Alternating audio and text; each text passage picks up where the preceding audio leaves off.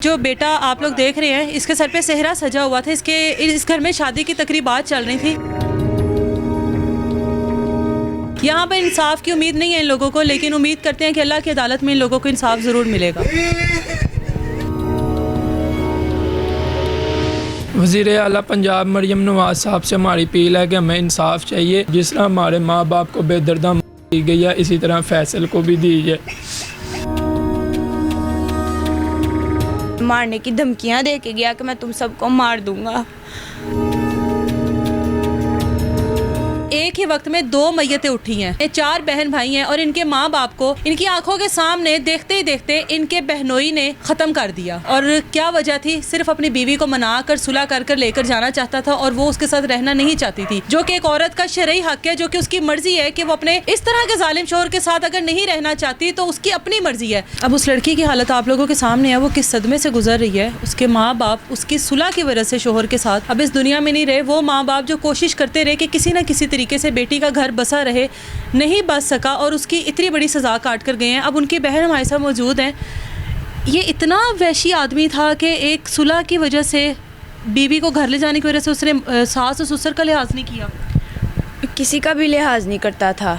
Drugs करता था, ice करता था। जब उसका नशा पूरा हो जाता था तो वो चुप कर जाता था। जब नशा नहीं करता था वो किसी को भी नहीं देखता था कि मेरे पास कौन बैठा है कौन नहीं।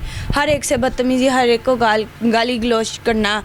कभी मेरे पे इल्ज़ाम, कभी मेरी अम्मी पे इल्ज़ाम कि तुम बसने नहीं दे रही। हमने कहा हमने क्यों नहीं बसने देना, आपके साथ हर दफ़ा भेजते हैं। इस दफ़ा तो आपने एंड कर दी है कि हमारी खुशियों में आपने तबाही मचाई है। हर किस्म की, हर एक को बदतमीज़ी की, मेरे हस्बैंड को की, मेरी चाचियों को की, मेरे ताया अब्बू को की।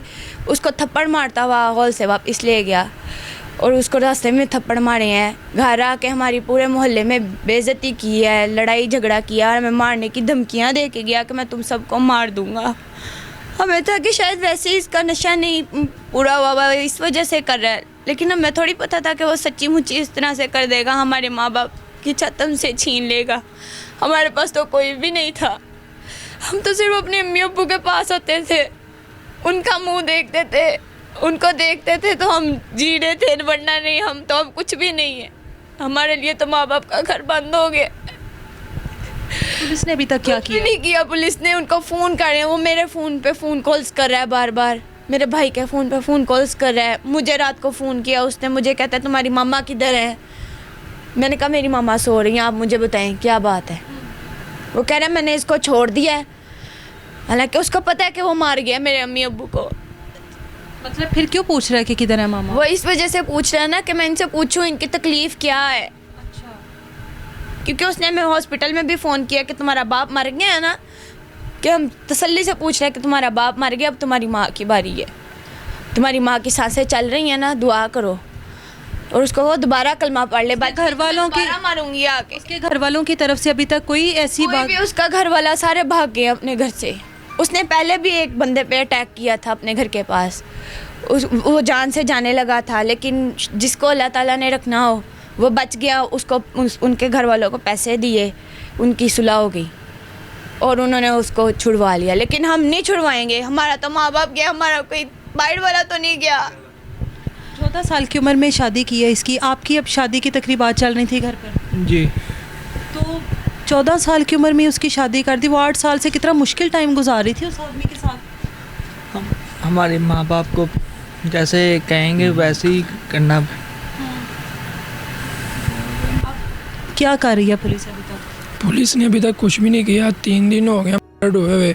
उनको फ़ोन करते हैं तो वो फ़ोन करके कहते हैं हम आपके साथ चल रहे हैं, ये कर रहे हैं, वो कर रहे हैं। घर के पास सिक्योरिटी भी नहीं देने लगे हुए वो। आपने बताया पुलिस को कि हमें अभी भी थ्रेट? हाँ जी, उनको फ़ोन करने लगे हुए हैं। उसने रात को फ़ोन करके कहा कि जैन को और आफ्ताब भाई को मैंने आके मारना है और इस घर के और भी बहुत बच्चों को कहा कि मैंने आके इनका करना है। तो ना उसको कोई ट्रेस कर रहा है। उसने दिन में 2-3 मरतबा फ़ोन कर दिया। पुलिस भी तो अभी तक कोई भी नहीं है। ठीक है, बाजार में माँ बाप को आपके ख़त्म कर सकते हो, यहाँ पर आके कोई और नुकसान भी कर सकता है। जी कर सकता है, उसका कोई भरोसा नहीं है। भरोसा नहीं है। कोई अपील करना चाहते हैं वज़ीर आला पंजाब मरीम नवाज़ साहब से हमारी अपील है कि हमें इंसाफ चाहिए।